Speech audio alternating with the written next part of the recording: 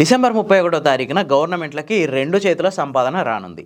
ఎట్లనో తెలుసుకోవాలంటే ఈ వీడియో చూడండి. ఫుల్గా దాపిద్దాం, తాగినోన్ని లోపలేసి ఫైన్లతో కుమ్మేద్దాం. ఇదే పాలసీ ఇప్పుడు నడుస్తుంది. ఒకవైపు అర్ధరాత్రి దాకా వైన్స్కి, అర్ధరాత్రి దాటినాక 1 గంట దాకా బార్లకు పర్మిషన్ ఇచ్చుకుంటా, ఇంకో దిక్కేమో తాగి రోడ్ల మీదకి వస్తే 10,000 రూపాయల ఫైన్ వేస్తాం అంటున్నాయి గవర్నమెంట్లు. అంటే వీళ్ళ ఉద్దేశం ఏంది? జనం తాగకుండా ఊకోరు, తాగినాక రోడ్ల మీదకి రాకుండా అసలే ఊరుకోరు.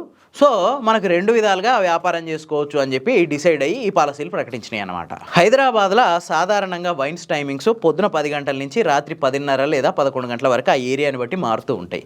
కానీ డిసెంబర్ 31వ తారీఖున మాత్రం అర్ధరాత్రి 12 గంటల దాకా టైం ఎక్స్టెండ్ చేస్తూ అధికారులు పర్మిషన్లు ఇచ్చారు. అంతేకాదు బార్లలోనైతే 1 దాకా కూడా ప్రత్యేక పర్మిషన్లు ఇచ్చారు. మరి 1 గంట దాకా దాగినోడు ఇంటికి ఎట్లా పోవాలి? దానికి కూడా ఒక ఐడియా ఇచ్చారు. క్యాబులు బుక్ చేసుకొని పోవాలన్నట. మరి ఆ క్యాబ్ నడిపేటోడికి ఉండదా డిసెంబర్ 31? వాడు ఎంజాయ్ చేయొద్దా?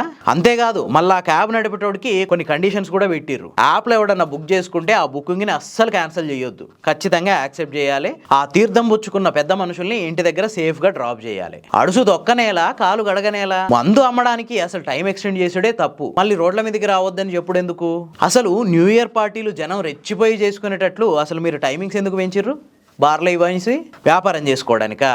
వ్యాపారం కోసం జనాన్ని ఆకర్షించడానికా? ఇదేమన్నా కార్పొరేట్ కంపెనీయా? ప్రజాపాలన అంటే ఇదేనా?